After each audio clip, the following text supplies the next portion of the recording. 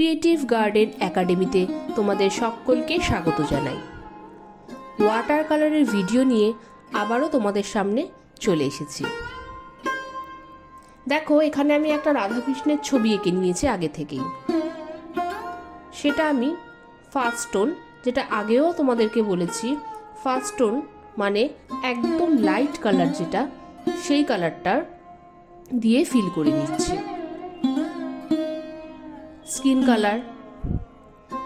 Skin colour যেটা আছে সেটা লাইট করে ফিল করে নিচ্ছি। লাইট মানে এই নয় যে সাদা মিশিয়ে করছি, জাস্ট ওয়াটার কালারটাকে পাতলা করে আমি ইউজ করছি। প্রথমে আমি স্কিন টোনটা দিয়ে নিচ্ছি। যখন ওয়াটার কালারটা করবে তখন মনে রাখবে প্রথমেই আমাদের হালকা টোন মানে একদম লাইট টোন বা ফার্স্ট টোনও বলতে পারো, সেই টোনগুলো দিতে হবে। পরে কিন্তু এই লাইট টোনটা আর দেওয়া যাবে না। যতটা তুমি লাইট রাখতে চাও সেটা প্রথমেই দিয়ে নিতে হবে। তাহলে কিন্তু ওয়াটার কালারের কন্ট্রোলটা, ওয়াটার কালার যে অনেক সময় ভুল হয়ে যায়, বেশি ডার্ক হয়ে যায়, সেই ব্যাপারটা কিন্তু একদমই হবে না। প্রথমেই আমাদেরকে লাইট টোনটা দিয়ে নিতে হবে, এটা কিন্তু অবশ্যই মাথায় রাখতে হবে। প্রথমেই যদি আমরা ডার্ক বাড়িয়ে দিই তাহলে কিন্তু কন্ট্রোল করা খুব মুশকিল হয়ে যাবে। দেখো, এবার আমি রাধার শাড়িতে লাইট গ্রিনটা অ্যাপ্লাই করছি। ইয়েলোর সাথে অল্প একটু ডার্ক গ্রিন মিশিয়ে আমি লাইট গ্রিনটা তৈরি করে নিয়েছি। এখানে ইয়েলোর পরিমাণটাই বেশি থাকবে, ডার্ক গ্রিনের পরিমাণ অল্পই থাকবে। গ্রিনের কন্ট্রাস্টে আমি একটা লাইট রেড কালারের ব্লাউজ বানিয়ে নিচ্ছি।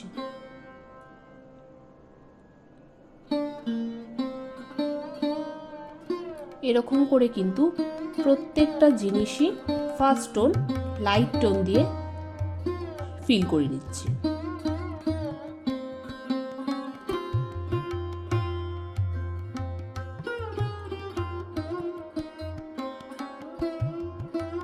এবার আমি কৃষ্ণের বডিটা কালার করছি, যেটা আমি একদম লাইট ব্লু কালার ইউজ করছি, মানে পুশিয়ান ব্লুটাই আমি পাতলা করে ইউজ করছি। আমি কিন্তু একদমই হোয়াইট অ্যাপ্লাই করিনি।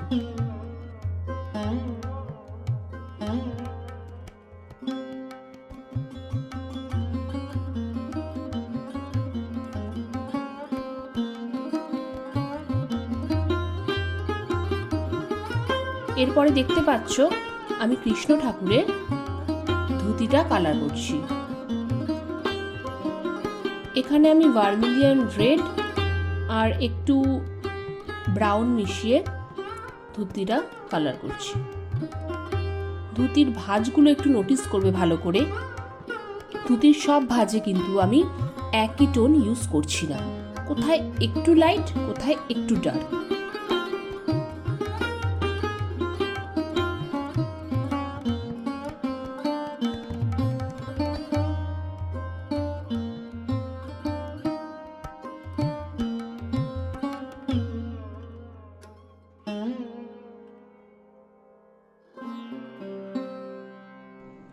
এবার দেখো, আমি কৃষ্ণ ঠাকুরের গায়ে যে চাদরটা পরে আছে সেই চাদরের কালারটা আমি করছি। একদম সিম্পল ইয়েলো অ্যাপ্লাই করছি, তার মধ্যে সেরকমভাবে কোনো কালার, অন্য কোনো কালার আমি মিক্সড করিনি। ইয়েলোটা এমনিতেই খুব লাইট, তো অন্য কোনো কালার ইউজ করার দরকার মনে হয়নি আমার।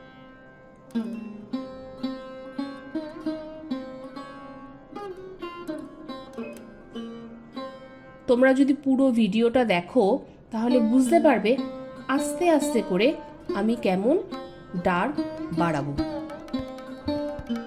ওয়াটার কালারে এটাই গুরুত্বপূর্ণ বিষয় যে তুমি কিভাবে লাইট টোন থেকে ডার্ক টোনে নিয়ে যাচ্ছ। এখানে first layer, second layer, third layer even তুমি 4th 5th লেয়ার পর্যন্ত দিতে পারো প্রয়োজন অনুযায়ী।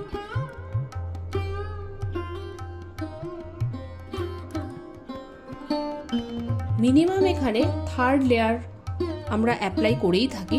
3rd লেয়ারটা মিনিমাম আমাদের দরকার পড়ে, কিন্তু প্রয়োজন অনুযায়ী আমরা 4th লেয়ার 5th লেয়ার বাড়াতেই পারি।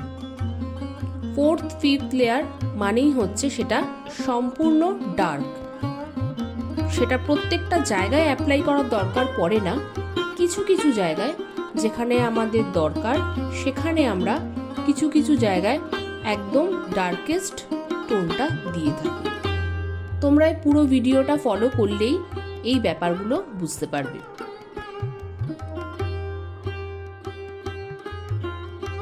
যদি কোনো অসুবিধা থাকে বা যদি কোনো কোয়ারিজ থাকে, তোমরা কিন্তু আমাকে অবশ্যই কমেন্ট করতে পারো, আমি সেগুলোর রিপ্লাই করে দেব।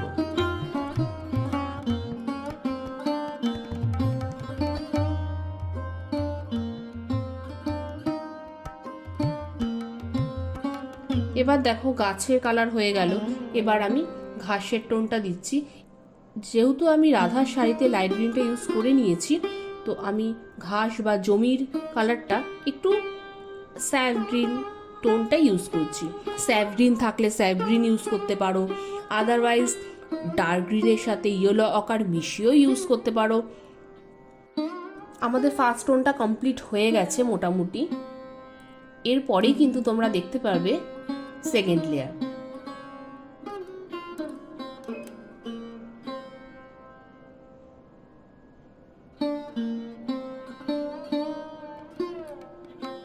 আমি আকাশে একটু পার্পলিশ টোনটা ইউজ করছি।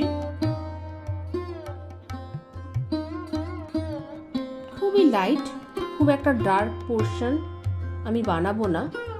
আকাশটা যত লাইট আমি রাখবো তত রাধাকৃষ্ণের ইমেজ দুটো আরও হাইলাইট হবে, কারণ রাধাকৃষ্ণের ইমেজটাতেই কিন্তু আমরা ডার্ক আস্তে আস্তে বাড়াবো। যদি আকাশেও মানে ব্যাকগ্রাউন্ডেও যদি ডার্ক থাকে, রাধাকৃষ্ণের ইমেজেও যদি ডার্ক থাকে, তাহলে আসল সাবজেক্টটা নষ্ট হয়ে যাবে। তো সেইগুলো সব কিছু মাথায় রেখে আমাদেরকে কিন্তু আস্তে আস্তে ডার্কটা বাড়াতে হবে।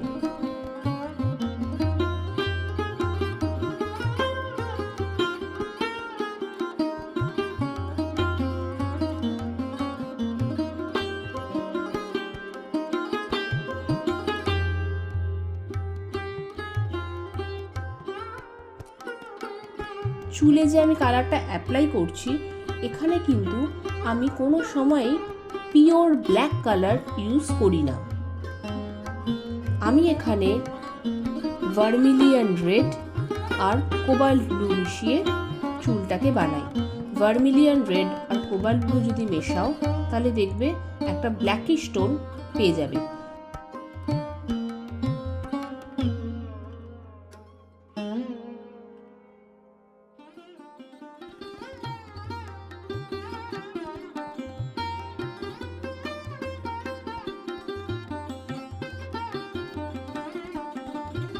ওয়াটার কালারে সঠিক ব্রাশ নির্বাচন করা, এটাও কিন্তু একটা ইম্পর্টেন্ট জিনিস।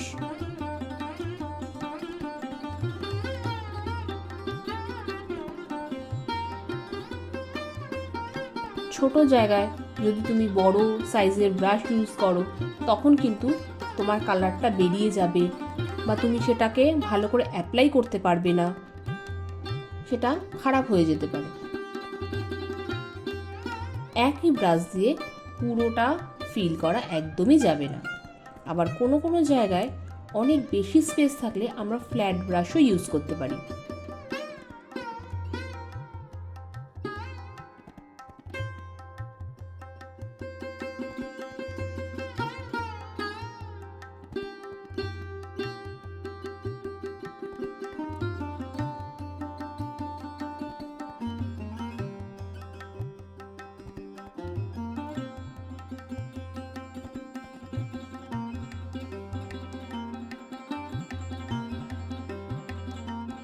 তোমরা দেখতে পাচ্ছ, আমি একটু ক্লোজ করে দেখানোর চেষ্টা করছি।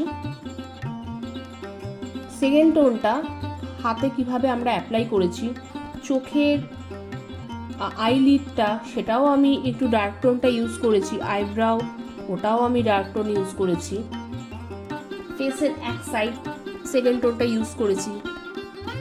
এবার আঙুলগুলোকে একটু প্রমিনেন্ট করছি, হাতের চুড়িগুলো একটু প্রমিনেন্ট করছি,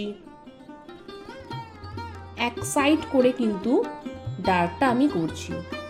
আলো যেখান থেকে আসছে তার অপোজিট সাইডটা অবশ্যই ডার্কে যাবে, তো ডার্ক টোন লাইট টোনটা একটু বুঝে ইউজ করবে, পাজেল হয়ে যাবে না, তাহলে কিন্তু পুরো জিনিসটাই ঘেটে যাবে।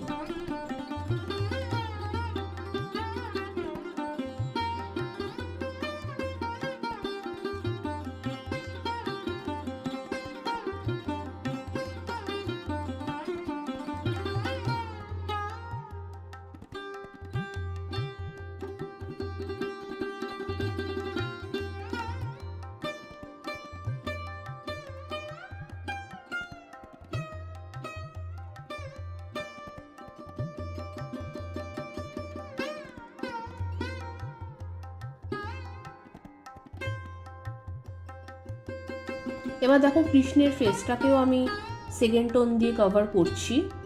এক সাইডটা দেখো আমি ডার্ক দিচ্ছি, কারণ আমি ধরে নিয়েছি রাইট সাইড থেকে আলোটা আসছে, তো সেই হিসেবে লেফট সাইডটা ডার্ক পোর্শনের মধ্যেই পড়ছে।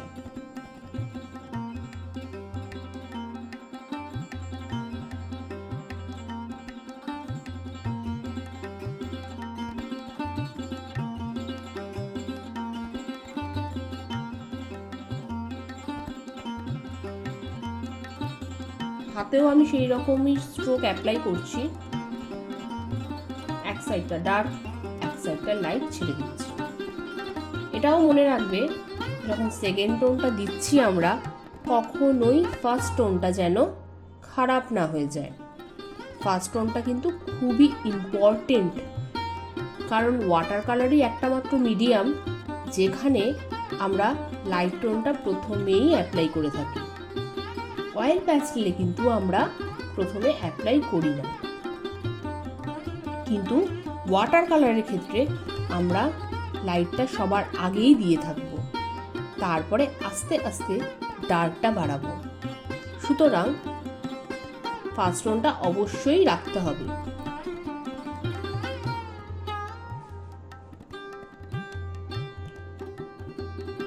একটু মনোযোগ সহকারে করলে ওয়াটার কালারটাও কিন্তু একদমই ইজি হয়ে যাবে।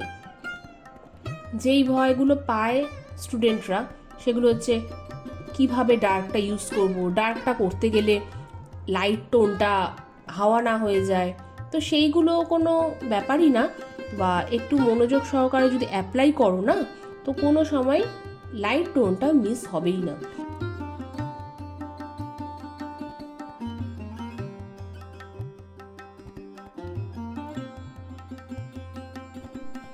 খুব সাবধানে আমি চোখ মুখগুলো এঁকে নিলাম।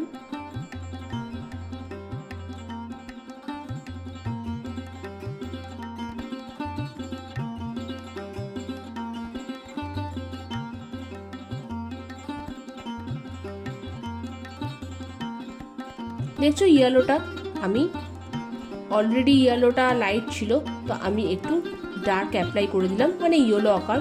ইয়েলোর সাথে একটু তুমি ব্রাউন মিশিয়ে দাও, জাস্ট সামান্য, তাতেই তুমি ইয়েলো আকার পেয়ে যাবে, তো কোনো ব্যাপারই না।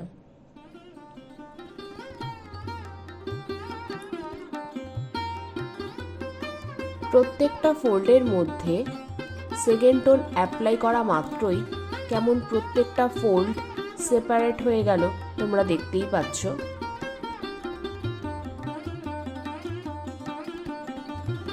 এবার দেখো ধুতির ভাঁজগুলো আমি কিভাবে ডার্ক বাড়াচ্ছি। ধুতির কিছু কিছু জায়গায় বেশি ফোল্ড থাকে, ধুতির মধ্যে এমনিতে একটু বেশি ফোল্ড থাকে, তো সেই ফোল্ডগুলোকে হাইলাইট করার জন্য আমি ডার্কটা বাড়িয়ে দিচ্ছি, তাতে আরও সুন্দর ব্যাপারটা ফুটে উঠছে। ধরে ধরে সব ফোল্ডগুলোকে কিন্তু আমি একদমই ডার্ক করে দিচ্ছি না, সেটা একদমই ভালো লাগবে না। যেই জায়গাটা মনে হচ্ছে যে ডার্ক বাড়াতে হবে, যেই জায়গাটা বেশি ডার্ক হয়, সেই রকম জায়গায় ধরে ধরে ডার্কটা বাড়াচ্ছি। প্রত্যেকটা ভাজি কিন্তু আমি ডার্ক বাড়াবো না।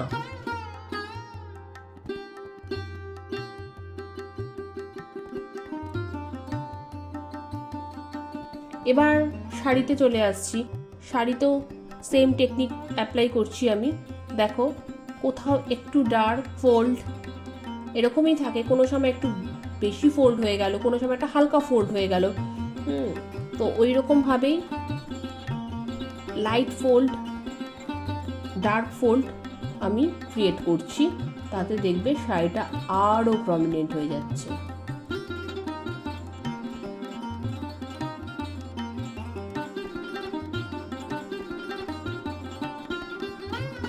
এবার দেখো কুচিগুলোর মধ্যেও কি সুন্দর ফোল্ড থাকে, সেগুলোকেও আমি আরো হাইলাইট করার চেষ্টা করছি।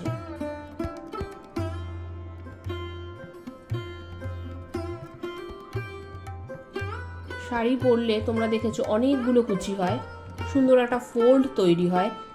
ফোল্ডগুলোর ডার্ক ধীরে ধীরে বাড়াতে হবে। তবে এটাও মাথায় রাখতে হবে, ডার্ক মানেই যে আমি এক্সট্রিম ডার্ক অ্যাপ্লাই করে দেবো, সেটাও কিন্তু খুব বিপজ্জনক। তোমার ওয়াটার কালারটাকে এক নিমিষে কিন্তু খারাপ করে দিতে পারে। ডার্ক টোনটা হবে একটু বেশি, এক্সট্রিম ডার্ক কিন্তু একদমই সেকেন্ড টোনে যাবে না। আস্তে আস্তে, প্রথমেই বলেছি আস্তে আস্তে ডার্কটা বাড়াতে হবে। বুঝে নেবে আগে যে কোথায় আমাকে ডার্ক বাড়াতে হবে, সেটা কিন্তু বুঝে আস্তে আস্তে বাড়াতে হবে। সেকেন্ড টোনেই কিন্তু একদম ডার্ক বাড়ানো যাবে না। এক্সট্রিম ডার্কটা হবে ওই 4th বা 5th টোনে।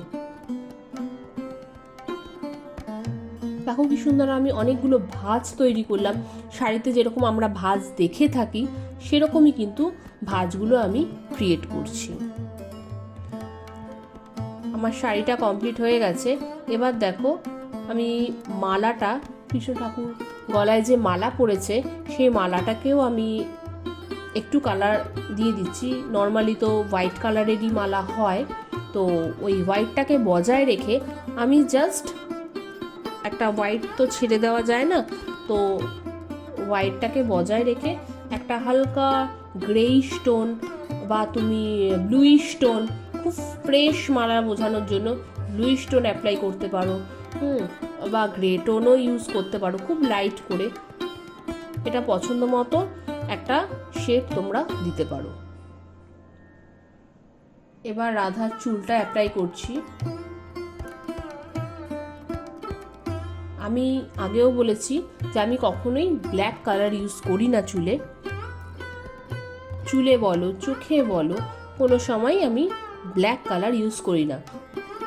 এরকম করেই কিন্তু আমি পুরো ছবিটা কমপ্লিট করে নিচ্ছি। গাছটাকেও আমি এরকম করেই বানিয়ে নিয়েছি। এবার দেখো এটা কেমন লাগছে। আজ এই পর্যন্তই। আবার অন্য কোনো দিন চলে আসবো আর্ট অ্যান্ড ক্রাফটের অন্য কোনো নতুন ভিডিও নিয়ে। ততক্ষণের জন্য ভালো থেকো। টাটা।